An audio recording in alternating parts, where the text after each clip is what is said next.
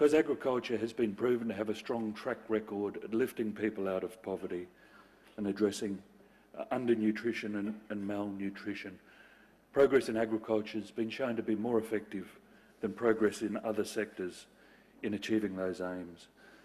But the Foundation's work in goalkeepers has revealed that while there's relatively good data for tracking other sustainable development goals, we're really lacking the data and the insights that we need for measuring the progress on key agricultural indicators. Gauging progress on SDG 2.3 is particularly challenging. It requires insights into discrete groups and specific areas that aren't well understood. SDG 2.3, as I'm sure you'd be aware, calls not just for doubling productivity of small-scale food producers, it also requires insights into key populations within agriculture and within developing countries: women, family farmers, pastoralists, fishers, and looking at a whole raft of issues in relation to their access to inputs, to land, financial services, value chains, markets, employment, both on-farm and off-farm. So how can we consistently gather accurate, accessible data on those issues quickly? Quickly because 2030 is only 10 years away. Also, when we talk about measuring SDGs, it's really about a much larger conversation. It's about developing data insights that can reveal the best solutions, not just tracking progress, but identifying best solutions that empower smallholder farmers to create more productive, sustainable and resilient food production systems. As we heard with Bill Gates' intervention earlier this afternoon around climate change, there's an urgent need to help smallholder farmers adapt to a changing climate. And this raises the stakes for better data. Data that can capture things like when to plant, what to plant, when to harvest to avoid the impact of drought, better varieties to cultivate with more unpredictable seasons, more droughts, more floods, different pests, new pests. And when farmers may need to transition from crops they have traditionally grown into other crops and or crop livestock systems. Much of the success in how smallholder farmers will adapt depends on getting ahead in terms of the climate curve, in terms of data, better quality data, to enable preemptive efforts. So there's an old cliche, of course, that when what gets measured gets done. I think it's fair enough, but if you flip it the other way and say, how do we get things done if we lack the data, if we don't have the tools, resources, policies and partnerships to take a proper measure of the problems and the way that we might help solve them? And this is something that the Bill and Melinda Gates Foundation grapples with. It's a real dilemma. We want our investments to achieve results and help address the chronic neglect of poor farmers. And part of that extends to the long-term systemic neglect of data gathering on aspects of agriculture sector and farming households and livelihoods. And these are areas that we want to help address. In some ways, it's quite staggering that each year, governments, donors and others invest about $239 billion to help boost productivity and profitability of several hundred smallholder farmers worldwide. But there's often real uncertainties about how best to allocate those resources and those investments, and that's because the basic data in many cases is absent or below standard.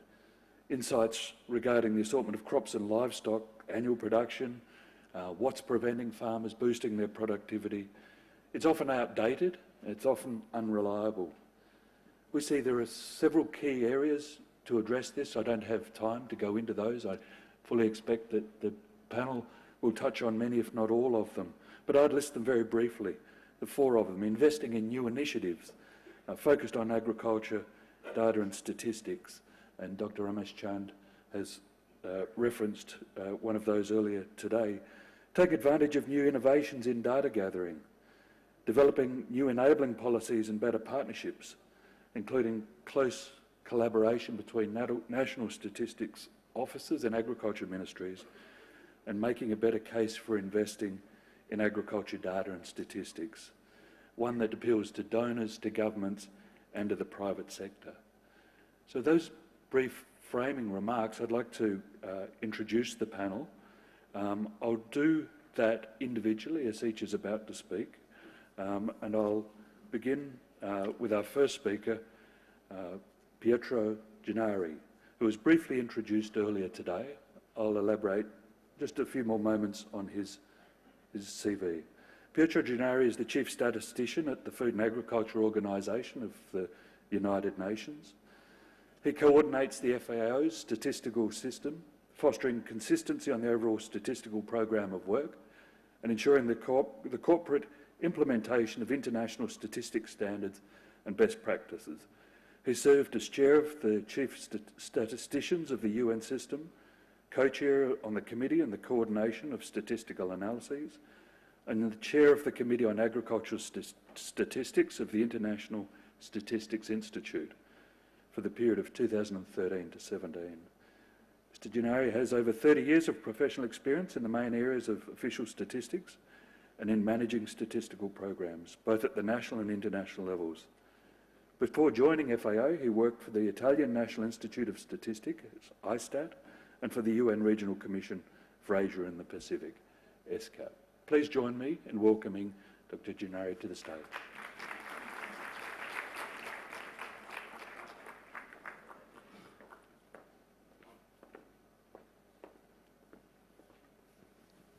Thank you, Nick, for a great introduction. And good afternoon to everybody. For once, I decided not to have a PowerPoint presentation, but a speech. And as you will see, a bit of a provocative speech. And you can see it already from the title. Are we serious about achieving the SDGs? The first point I would like to stress in this speech is the still very low uptake of global SDG indicators by countries. Global indicators that have been decided by countries, by the UN Statistical Commission.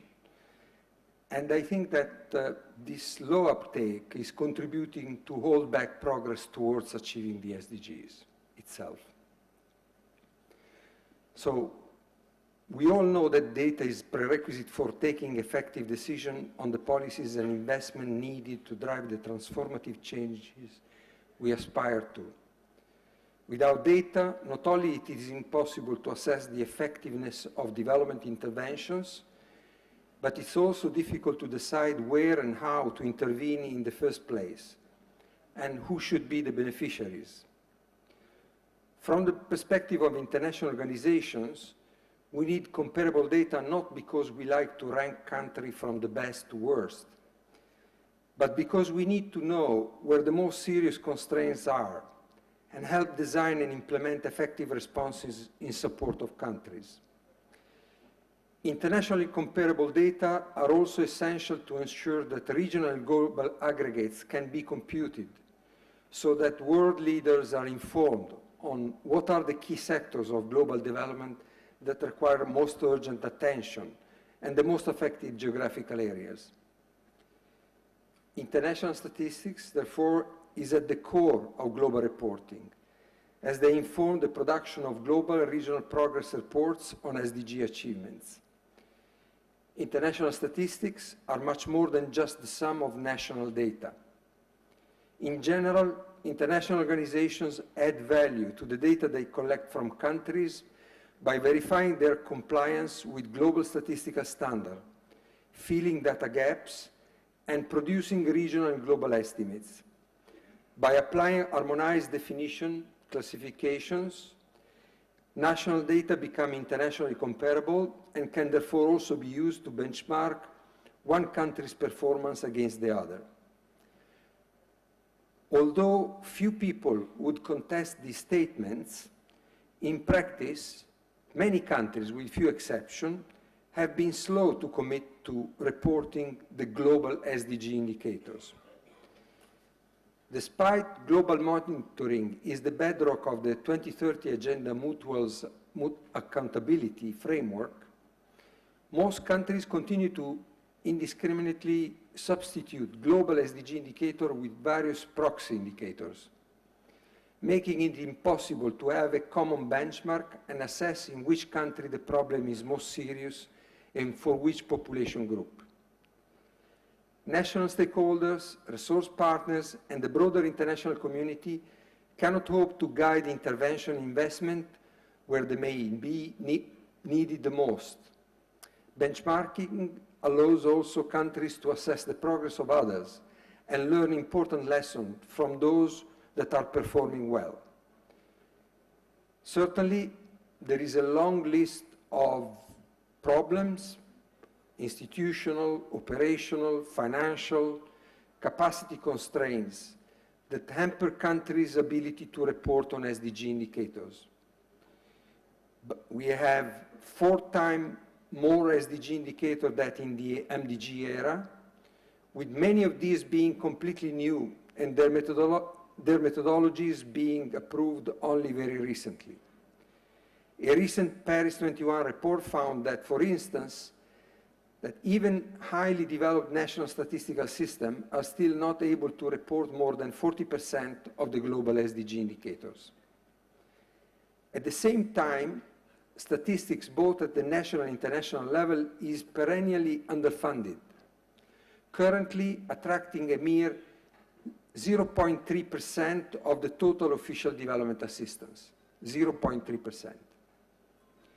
Various studies have indicated that the funding gap for properly monitoring SDG indicators stands at about $700 million per year.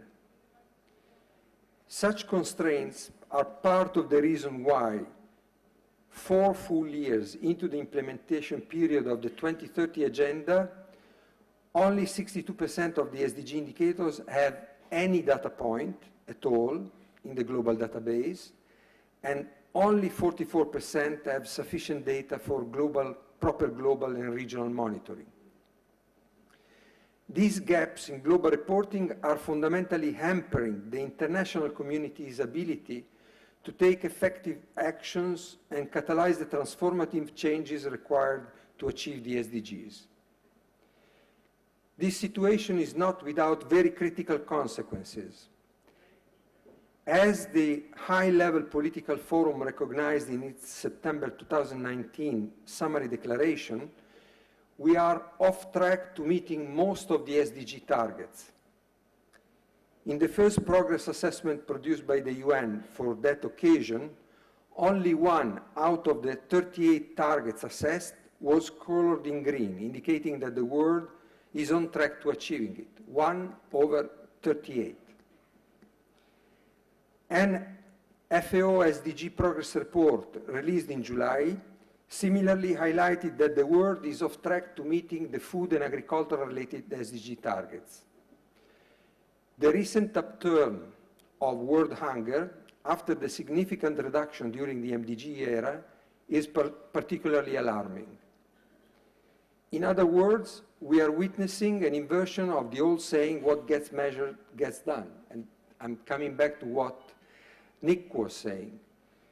We are not measuring the SDG indicators, and this is one of the crucial reasons why we are not on track to achieving the SDG targets. Of course, the lack of data could also be the symptom that, despite their initial commitment to the SDG agenda, some countries have not taken concrete actions for their implementation as they consider some targets as not applicable to their social and economic situation. But this, overall, is an untenable situation. If we continue like this, the SDGs will end in a fiasco. And the UN, together with the entire international development community, will lose its credibility. We will be confirming all the pessimists that had mocked the SDGs as stupid development goals because of their allegedly unrealistic targets, their lack of prioritization, and Christmas tree logic. In this scenario, key features that currently describe the 2030 Agenda as ambitious, universal, and closely interrelated will collapse as empty slogans. And this looking at the future, could also jeopardize the possibility of establishing a new global development framework beyond 2030. In the future, we may even become nostalgic for the MDGs, which, although top-down and less ambitious, were mostly achieved in the end. There are a large number of specific areas in which decision makers are effectively blindfolded by the absence of data. For instance, we still have essentially no information on women's land tenure rights. There is not one, but 3 SDG indicators that specifically deal with women's access to land, whose data sets at global level are completely empty. Indeed, one of these is purely a legal indicator that is not constrained by data availability, and all it takes is an expert to sit down